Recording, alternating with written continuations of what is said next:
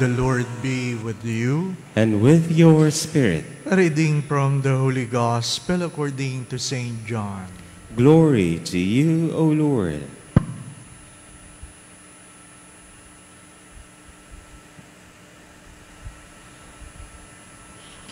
Jesus said, Amen, amen, I say to you, whoever does not enter the sheepfold through the gate, but climbs over elsewhere, is a thief and a robber.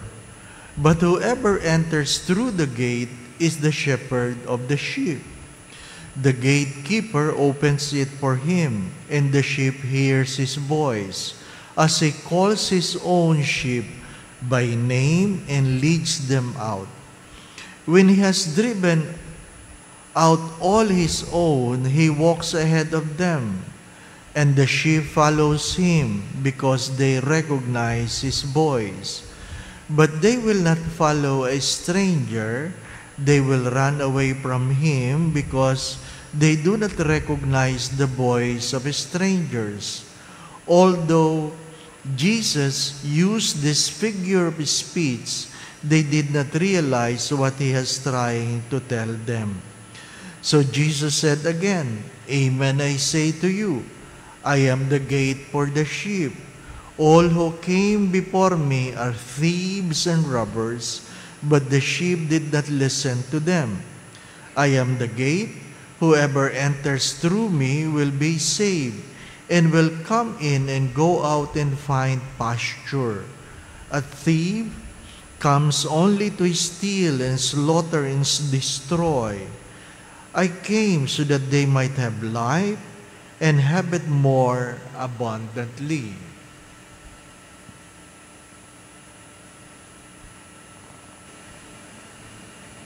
The Gospel of the Lord. Praise to you, Lord Jesus Christ.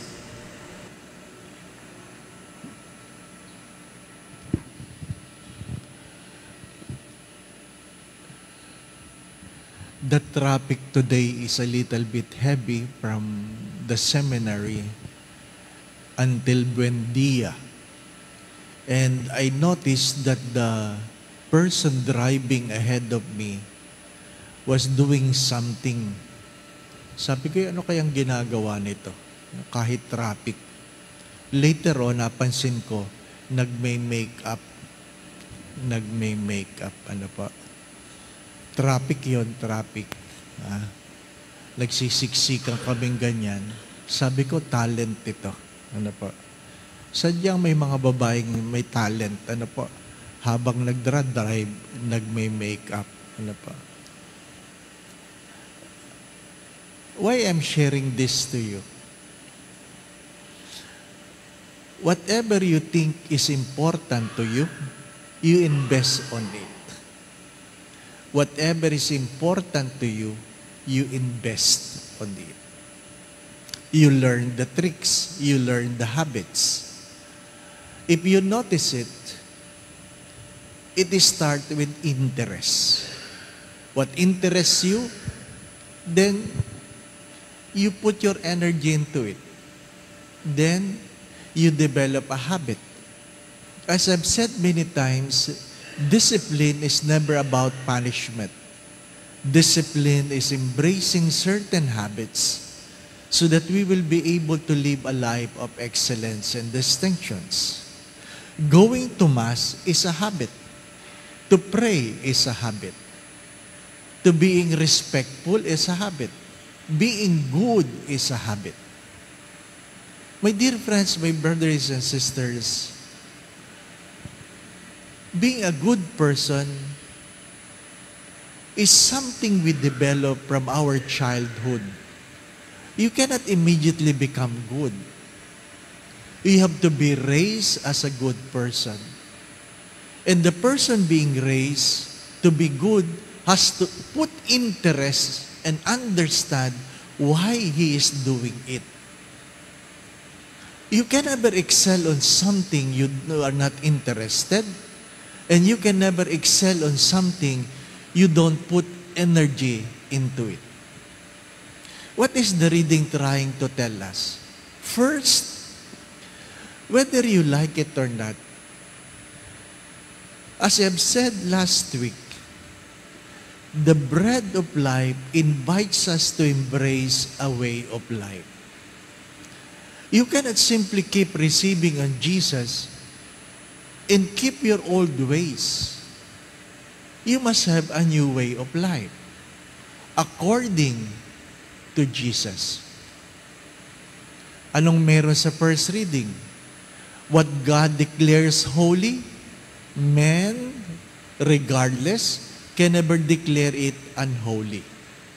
The opposite is the same. Whatever God declares unholy, men cannot declare it holy. Sa ayaw at sa gusto natin, anuman ang pinabanal ng Diyos, mananatiling banal. Pero kung ano ang sinasabi ng Diyos na hindi banal, kahit anong gawin natin, hindi magiging banal. Tulad ng Father, halimbawa, alam natin na kahit kailan, hindi mangyayaring banal ang same-sex marriage. Kahit kailan. Kahit ano ang clamor. Kahit ano ang sigaw. Marriage will remain between man and a woman. It will never be changed. An institution, a government can make it legal, but it will never be moral. It will never be moral. You look at the Ten Commandments, the Ten Commandments will remain forever. It was said, it was declared. So, kahit anong mangyari, yan na yan ang pamantayan. Anong meron sa Ebanghelyo? Ako ang pinto, ako ang daan, ako ang buhay. You want to go to heaven? Jesus is the only way to go to heaven. The church never declares that you can go to heaven through Mary. You can never go to heaven, or the church never declares that you will be able to go to heaven through Mary or through the saints. All of them points their fingers to Jesus. All of them points their fingers to Jesus. Jesus is the only way, the only gate. And because He is the only gate, He has the only way of life if we want to go to heaven. So, it's good to ask ourselves, yung bang ginagawa ko, nakaugnay ba sa kalooban ng Diyos? Yun bang ginagawa ko? Nakaugnay ba sa kalooban ng Diyos? Madalas ko po itong sinasabi. Kahit kailan, walang saysay na pinagtatalunan natin kung sino ang tama o mali. Kahit kailan. Walang saysay. There's no value on discussing who is right or who is wrong. Ang dapat na pinag-uusapan lamang ay kung ano ang tama at kung ano ang mali. Hindi pinag-uusapan sino ba ang tama dito, sino bang mali dito. Dapat ang tanong palagi ay ano ang tama, ano ang mali.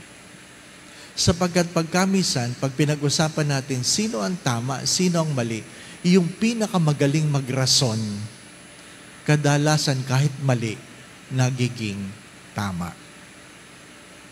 Kung napapansin ninyo, kung sino yung magaling magrason, kahit mali, nagiging tama. Ang panuntunan ng tama at mali ay kung ano ang kautusan ng Diyos. Inuulit ko po, what God declares holy will be holy.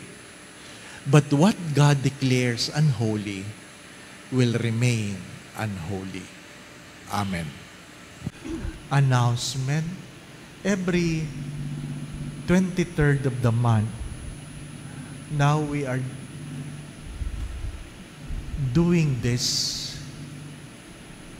We are having an anointing of the sick after the 6 p.m. Mass, if it will not fall on a weekend.